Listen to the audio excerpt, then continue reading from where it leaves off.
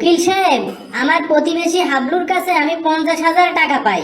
কিছুদিন আগেই তিনি ধার নিয়েছিলেন, কিন্তু ফেরত দিচ্ছেন না। আমি এখন কি করতে পারি?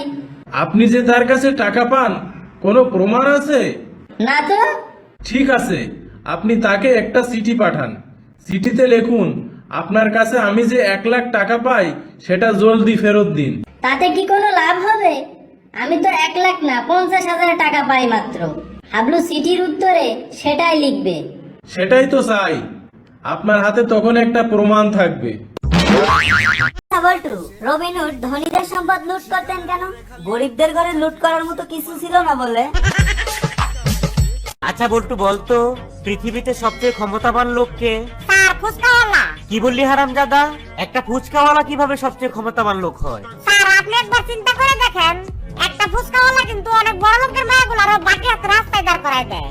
আপনি কি পারবেন কোনো বড় লোকের মেয়ের বাকি হাতে